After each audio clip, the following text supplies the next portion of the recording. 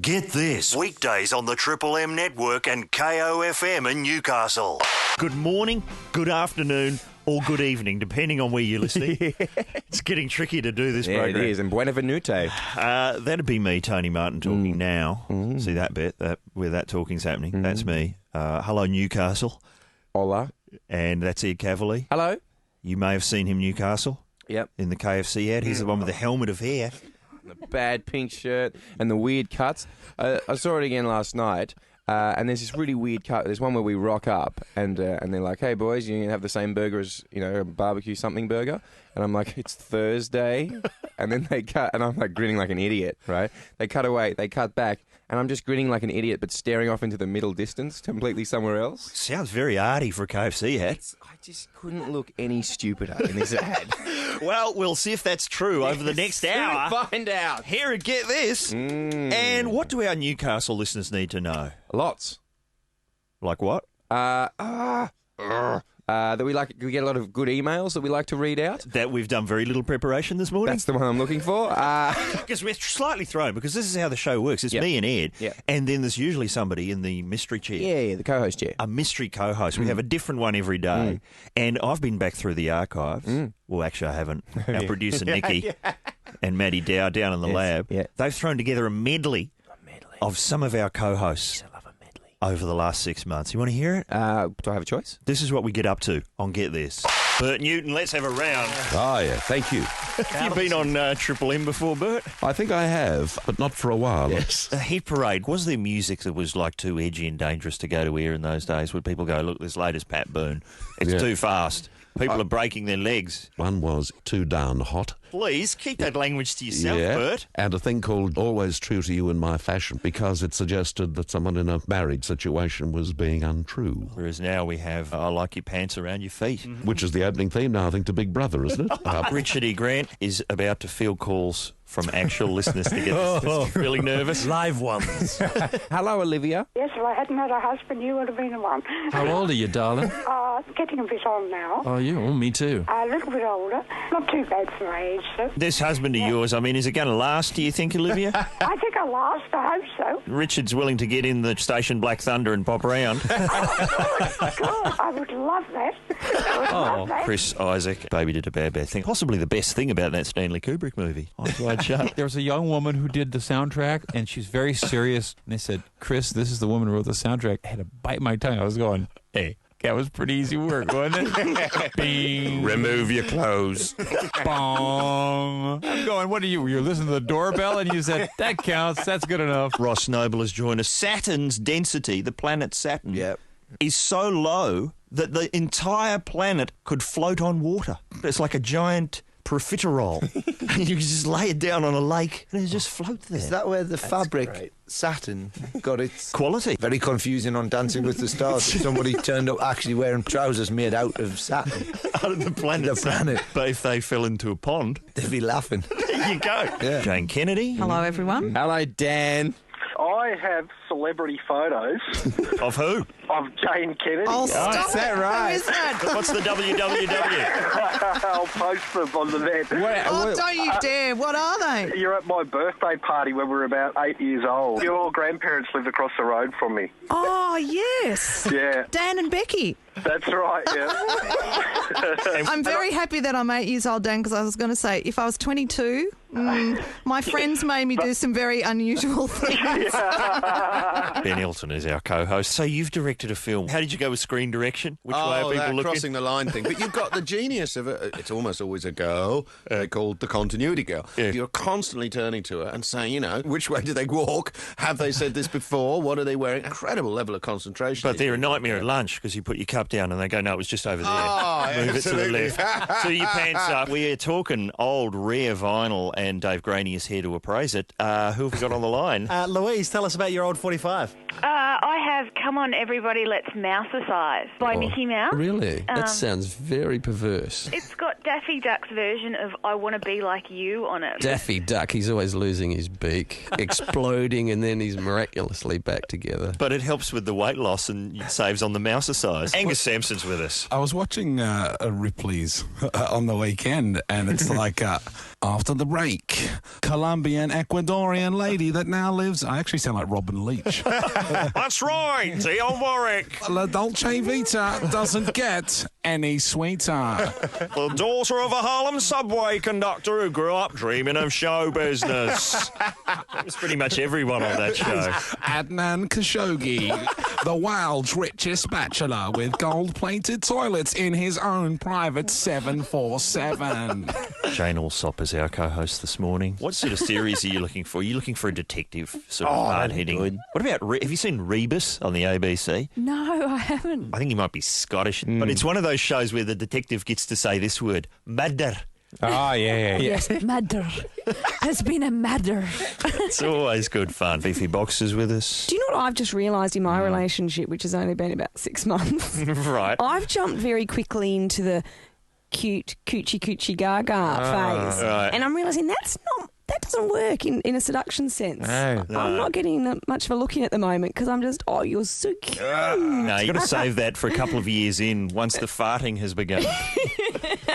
That's how that works. It's our movie edition, so Lockie Hume is with us. Why not try and get Gutenberg and Swayze together in a film? That's what I'm thinking, because that's the kind of stuff that inspires me. When I'm flicking through Variety and I read the names Gutenberg or Swayze. But I reckon if I was the Red Army and I was going to invade somewhere, just the sight of the Goot and the Sways standing on the shores, I'd just turn around and go straight back. I would too. In fact, I did. My whole aborted mission to invade America fell on its rubber buttocks. Because of the Goot. Because of the Goot. Tim Rogers is co-hosting. Just quickly, best concert, worst concert you've seen, Tim? I think best gig I saw was Be Suburban on a tour that we were playing with them in '93. Right. So, and the worst, the one just off the top of my head, I got my nose broken at a Cult gig in 1987. A big chap landed on my nose. Oh, right. That'll happen. Bad concert, I actually went and saw Howard Jones in Brisbane.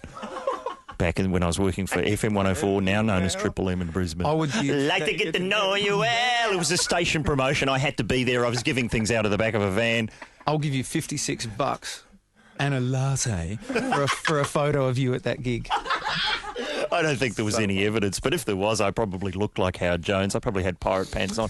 Like to get to know you well. Glenn Robbins is our co-host this morning. I remember going to see you doing Uncle Arthur at La Joke in Melbourne. Yeah, I think everyone in the audience got a birthday card with an ironed $1 note paper clipped into it. I've still got that somewhere. That was fantastic. It's not a bad thing, is it? And you know what? I tried to iron one the other day. You see what happens when they iron? The new ones? Yeah, they just all shrink up. New money cannot be ironed, and I think that's sad. So were you at home in the Uncle Arthur costume ironing plastic notes? I was. We learn something more about you every time you come in, Glenn Robbins. Dylan Moran is joining us this morning. In the 70s, there was a trend. British TV comedy shows doing films. It'd be like, Are You Being Served? Going to Spain or on the buses. Yeah, I don't even know these original programmes. They're very British, though. People in Ireland didn't pay attention to it. Often they would come to Australia and do a Down Under version. If On the Buses was coming here to do a road show, you're seriously starved. That's how it works. What do we know about Newcastle? I like it. I've been there a few times. Yeah. Dancing steelworkers. That's the impression I get from the movies. Yeah, touch of the boot man about it. I don't know if the movies are accurate in their portrayal. Know. Like football, I'm pretty sure. Got a guy on a horse that rides around the stadium. It's pretty impressive. Right. I'm from New Zealand. I mean, really, all we know about Newcastle is that song. Which is? Don't you ever let a chance go by. You'd be too young to remember What is that? It was a song called the Newcastle Song. It was a bloke called Bob Hudson. And he just insisted for 3 minutes that one should never let a chance go by. That would be a very foolish thing to do. How'd he go? Oh, look, How'd he end up? We need a fact sheet. Oh! We love a fact sheet. Now, yes! With everything you need to know. Wikipedia, that's where we need to get up to. Actually, here we go. I've actually done some work. Yeah, on Newcastle. No, on cats that look like Hitler. Because that's what we do on the show. Ed loves to direct people to websites. Yeah, catsthatlooklikehitler.com. Yeah. Catsinsinks.com. Yeah. Those are your good ones. But listen to this, Tone. This is your Wikipedia page. For those of you uninitiated with Wikipedia, it's the final authority on everything. Now, this is under the heading personal life. So if anyone doesn't know about T. Martin, you're about to find out. There we go. Tony Martin's first job, straight out of high school, was a forklift driver at an army surplus store. That's true. On the Get This radio show of 15 blah, blah, blah, he highlighted the serious issue of workplace bullying by revealing that at this job he had often been tied up and left hanging from the ceiling in a burlap sack. That's true. I was annoying. I was such an annoying forklift driver that I had to be suspended from the ceiling 2 or 3 times a day. You boring people with movie facts? I would insist that they turn off the porno movies in the lunchroom. I just said, women are going to come in here occasionally. Yeah, and they'll be turned on. There was a guy who worked there, one of the other forklift drivers, who had a porno movie called The Sex Boat. Yes. And it was like a porno version of The Love Boat.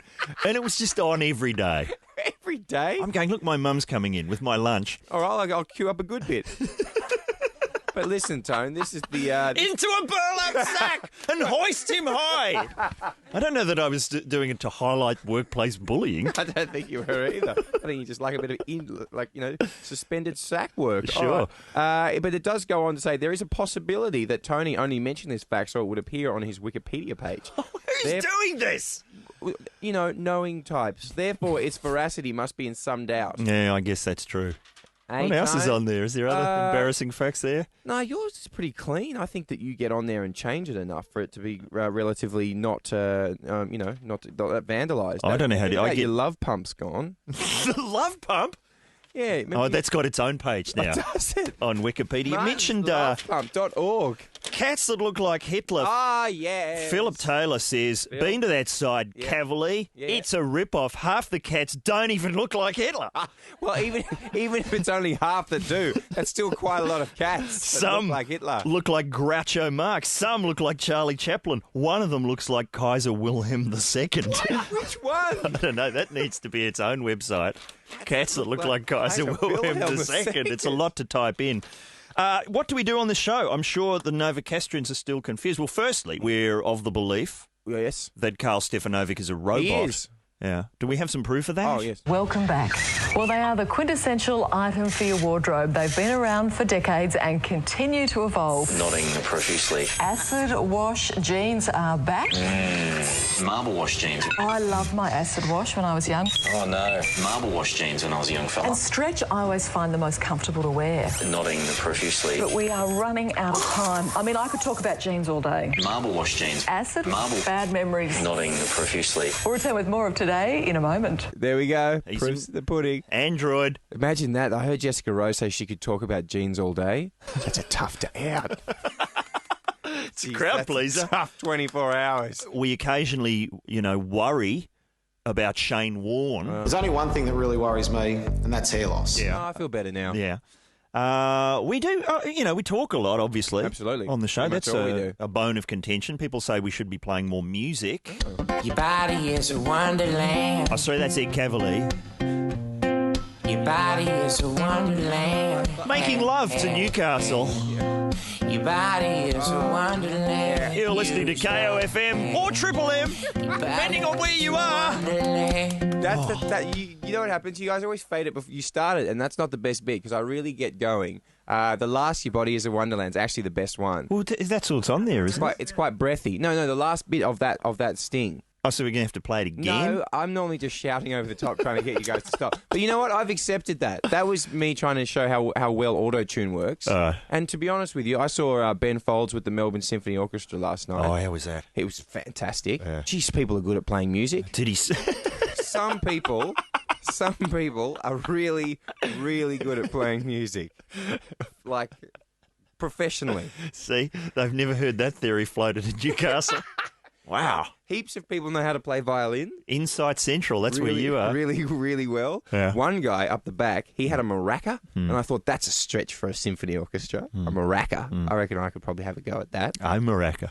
Yeah, a maraca. And then after that, he went on to the cymbals. Wow. That was his job, the man that smacks the cymbals up the back. That surely anyone could do that. You'd think. Yeah. But He was good. Maybe you could add that to your list of He was challenges. good. That's another thing we do on this show. Ed Cavalier's challenges.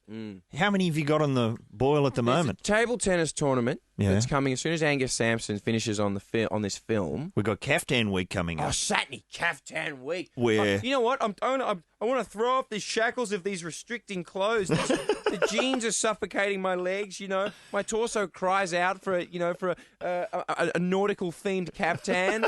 Well, that's Throw off the coming. shackles, man. I want to feel the breeze. Around the middle. You know what I'm saying? You'll be out the front standing over a grate. That's what you'll be doing when the Satney style. Caftans That's arrive. the other thing that happens. Bizarre film references. Yeah, there's a lot of that. Heaps of and that. you've also got an entry in for Funniest Home Videos. There's a lot of suspense waiting to see if that happens. I don't understand. It's got everything. It's got surprise. It's got a huge sort of smack in the face for a giant mouse, right? It's. Well, see, you're giving it away. I think that's what I did. Down at Funniest. I think it's my fault. Down at Funniest, they're onto that now. Because I saw the bloke that I did it with on Saturday night. Yeah. And I said, oh, mate, it hasn't gotten in. And he said, I think it's because you've been talking about it on the radio. I think they're onto us. He'd be ropeable, that guy. Hey, then there was an auction at this thing that we were at. Yeah. And I got an Alf doll for $8. Wow. Did you hear that, Newcastle? $8. Keep your dancing steelworkers. That's what we've got.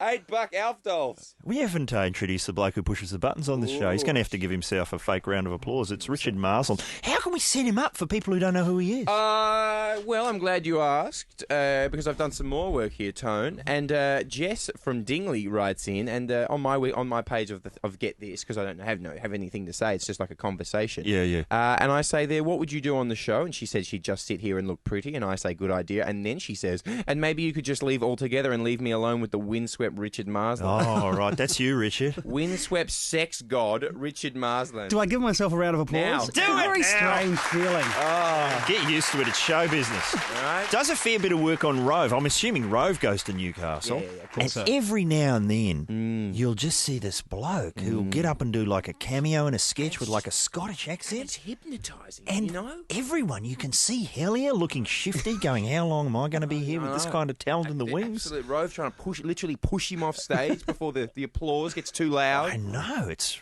Yeah. Do we have it? Grandstanding. Oh, you've got your Scottish accent, have you? You want me to find it? Yeah. Okay.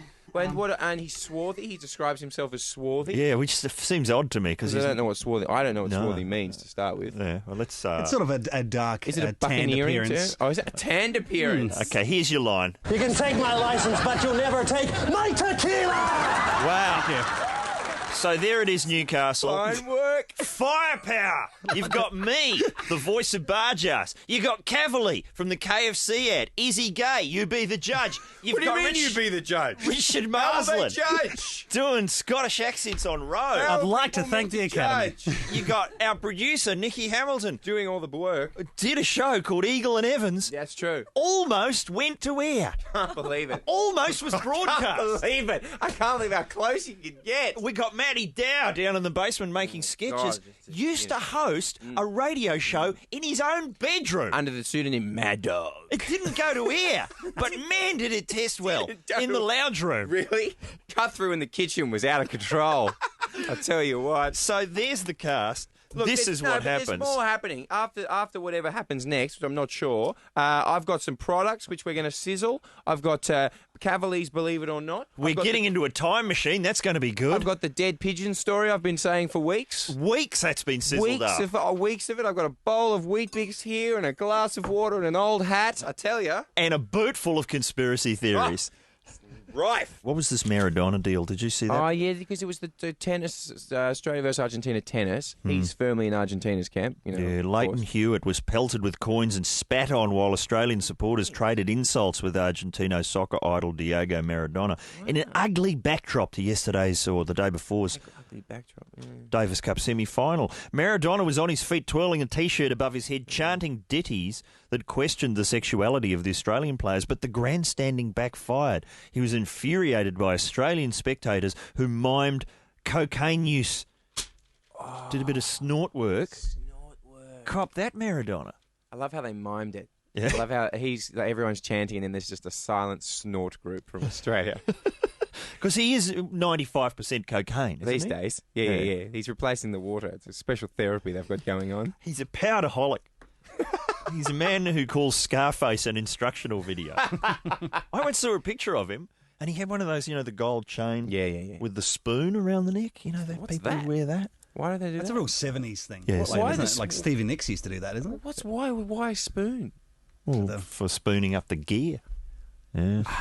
And a year later, I saw a similar photo, and it was a coal scuttle by that time.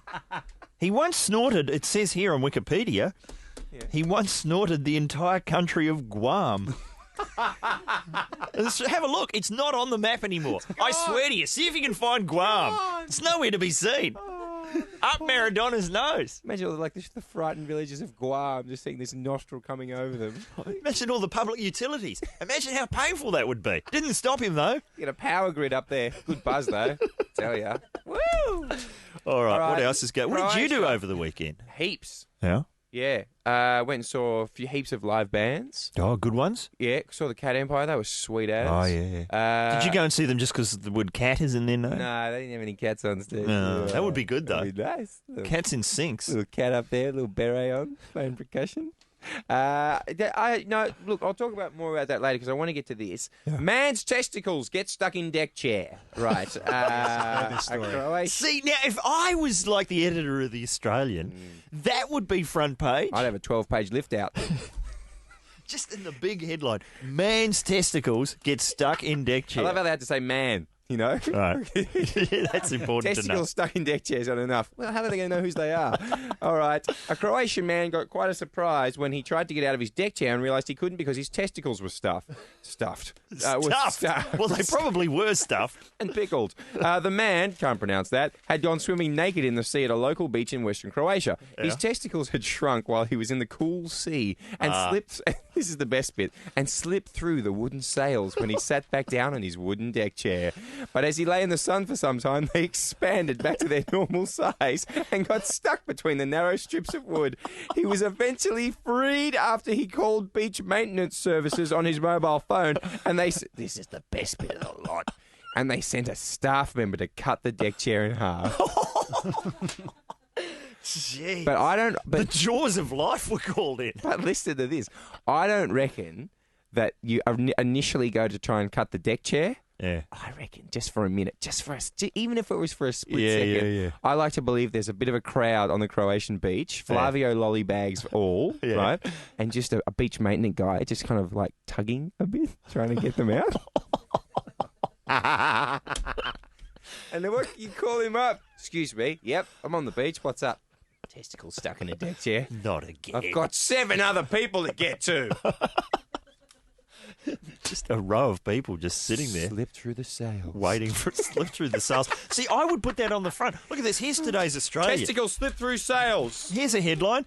$12,000 jar of marmalade. Wow. See, I don't know what the story is. Put that on the front in really big headlines. Bin Laden possibly dead, up the back in the odd spot. Tell me anything more you can tell us about the jar of marmalade? So, see, that's another thing, Newcastle. Is it classic? Ed loves food-related stories. I don't know. It's just like really good marmalade. Oh, is it? Yeah. What's it made of? I don't know. Oranges, I think. It would cost £77 to spread a slice of toast. But wouldn't it be a good slice of toast? Fantastic slice of toast. There's nothing else really about it. Oh, I hate that. Why do that to us? Hang on. Oh, here we go. They believe it may have aphrodisiac qualities. Ah, yeah. I love the marmalade. The lady's good. That's right. Now we're talking. That's another thing we do on the show. Surefire methods for getting the ladies going. And where do they like to go? They like to go up a certain mountain. Talkback Mountain. This is where the big issues are floated and resolved. Wow. Up Talkback Mountain. Fire our callers. Today, delicious listeners. Conspiracy theories, because there's this... Have you got this email yet about Tom Cruise? What's happened? The latest Tom Cruise conspiracy theory, Suri, little baby Can I Suri. guess? What is it? Because I don't know how to work my email, so I don't really look at it. But I reckon it is that baby Suri is not their baby. It's a baby that Scientology's given them to hang out with for a while, so that they gets more money somehow. And then they swaddle it in blankets and fire it into the sun. Fantastic. Good TV, that. They often do that. It's religious. Don't question it. Yeah, just send money. Yeah, sorry, what's going on? This is a theory that's going around. The story goes, and this is all alleged. This is all just, sources, insiders, onlookers, lunches, fellow diners, pals. So like Croatian beach testicle removers. All say that this is what's happened. Yep. When Katie Holmes split with her ex-boyfriend Chris Klein, you know him, sort of a block of wood actor. He's so soppy and dodgy. He's like a real poor man's Keanu Reeves. People used to tell me that I reminded them of me of that. Of you? Yeah. Oh, okay. You like that guy out of American Pie? I said, yeah. Nikki, stop nodding. She agrees. It's up there with Robert Mills and the GE Money Genie. I saw him last night. You could be him. Yeah, as if. I don't look anything like the GE Money Genie. Okay, so she split with him in March 2005. She may or may not have realised she was pregnant with his baby, with Klein's baby. Started dating Tom in April 2005. Yep. When Tom found out she was expecting, he not only didn't mind, but insisted on taking credit for the pregnancy. They abruptly got engaged in June 2005. Since the baby was scheduled to be born too soon into their relationship, Tom and Katie faked the birth date. She actually gave birth months earlier than the announced birth. She wore padding for the last few months after the real birth, made sure she was photographed. In case you don't remember, Suri's announced April 18 birth was oddly undocumented. There were no hospital records or specifics. Where was Suri born? Tom and Katie didn't want their baby photographed because it would be apparent Suri wasn't newborn. After a few months, it's not so easy to recognise a baby's exact age. Have you noticed that Suri has uniquely slanted eyes, like Chris Klein? Plausible? The baby certainly does look older than it should. It's got that big Elvis haircut. Big haircut, yeah. Drives a car. It's got its own mobile phone account. Very interesting. Yeah. It's dating Cher. That's what He's dating Cher. Sorry, that's a joke that would have been funny 10 years ago. I still like it. Yeah. I'll be doing some gear on the bicentennial later. Stick around. Take that, bicentennial. But anyway, so that's just a nutty conspiracy theory. No, I reckon I'd love it to be true. Yeah, what do you think, Mr. Howard? Shocking horror, another cover-up. That's what we're looking for. And he hasn't got the saying right. Have you noticed that? He says shocking horror, not shock horror. Oh, well. So he's gone to someone, what are the kids into? Shocking horror? I'm going to go with that. I'm bootylicious. Yeah. Okay, so conspiracy theories. I got That's one. What? It's the 25 words or less competition. Yeah. Now, I didn't realise, but I was having some lunch yesterday, and my friend said that all of them were into it except me. You know, you send into a competition. Now, they all said that none of them had ever won anything, and they were telling me some of their entries, and they were amazingly kind of inventive and interesting and all that kind of stuff. Yeah. Then, one of the friends was saying that he had a friend that used to win all the time. In fact, right. She had too many prizes banked up. She had a trip to Vanuatu and a trip to America and another trip. She had to start knocking them back because she was winning all the time. So what was going on there? Now, then I remembered that my cousin who works for from a series of magazines companies, I asked her one day, how do you pick the winners for some of these writing things? And she said that sometimes they just pick one out of the top of the pile because they can't be bothered reading them all. Shocking horror, another cover-up. Wow. They just pick one at random. She said sometimes they just go, yep, you know what, I can't be, because there's so many people send them in and they're all kind of like pun-filled, kind of dodge fest. And so she just goes, the one off the top will do. And so how does your friend end up on the top, though? Well, see, I haven't got that far into it. I think it's shocking horror, another cover-up. Yeah, you're not willing to say. I'm not willing to say. I've said too much already. People love a conspiracy theory about the moon landings not happening. Yeah, that's a stretch for me. There was a movie years ago, Capricorn 1, yeah, which looks weird now because OJ's in it. Oh, hello. Sorry, we're getting 10 fingers up. That means all right. Oh, yeah. Okay. That means the show's going too long. What's that about? Shocking horror, another cover-up. And he's thinking of the word, another cover-up. Yeah, another cover-up. And he's kind of happy with himself. So, what other things have been faked? Like, what about that Todd and Brand business? Maybe that was faked. Really? Were they down that mine at all? Maybe they were in the Sheraton on the Gold Coast, clinking champagne glasses and going, camera's on, just crawl into that hole that we've dug. That's good, Tone. In the honeymoon suite. We'll just sit there for a while. That's fantastic. It never happened. Something Eddie Maguire cooked up. Oh, yeah, that sounds right. Shocking horror, another cover-up. I'm onto that one. See, that'll be on the internet this afternoon. What about the, like the bicentennial? Did that happen? Well, I don't reckon. Shocking horror, another cover-up. Do you know what the bicentennial was? I went to Darling Harbour for it in Sydney. How old were you? I don't remember. I was young. And then, but I also went to World Expo '88 in Brisbane. I had a season pass. Don't be impressed. How did you get that season pass? Shocking horror, another cover-up. Have you got a conspiracy theory, Mr. Marsden? Yeah, I reckon that the government look at everyone's text messages. Seriously. Oh. Shocking horror, another cover-up. You know why, do you know why that came in late? Because Rich is sitting there nodding at me like, that's right, Ed. Doing my own thing. Yeah, cop that. First Cavalier, cop that, son. Why would the government want to know whether someone's hot? Yeah.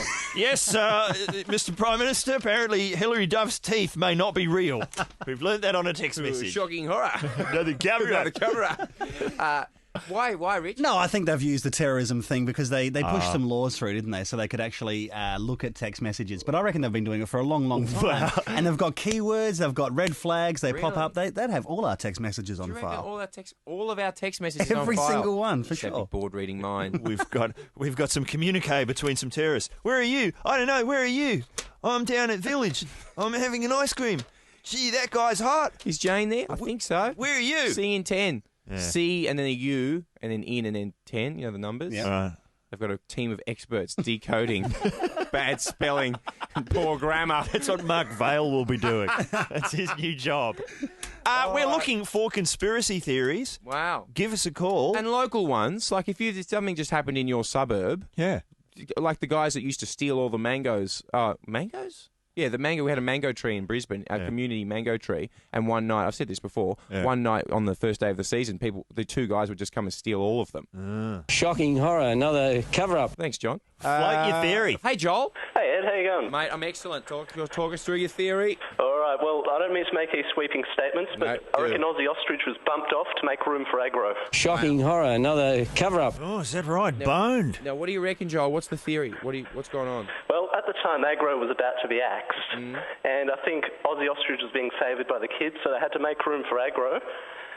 Because, I don't know, I think, aggro just, touching up Anne-Marie just wasn't doing it anymore. Oh. What's that going on? Another good theory there, Joel. Full of them. Thank Shocking you, sir. horror, another cover No, up. I think that's probably fair enough. And the kids thought it was more believable. The sort of small, kind of oval-headed, kind of grouch figure was just a lot more believable role model than a pink ostrich that sat in a desk. But surely there's room for two puppets. No.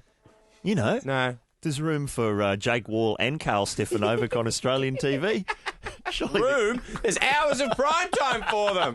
There's weeks and weeks of, scintillating entertainment coming our way. Plunging Stefanovic necklines from 6 till 10 every night.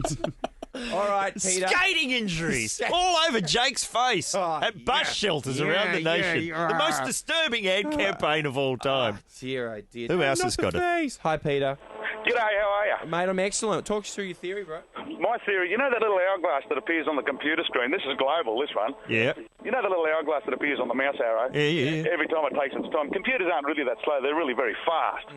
That's been set up by Bill Gates, see? And every Microsoft computer that's ever been invented has got a communication device that goes via satellite back to the sensory organs in his brain, the pleasure organs. Oh, my goodness. Wow. And that's what it is. That's why he's always smiling. It's nothing to do with the money.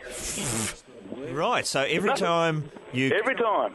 But I mean, he must just be constantly... He is, because he is... Wetting himself. Yeah. Look at him. Constantly wet. Which, you know what? You've actually made a little jump there.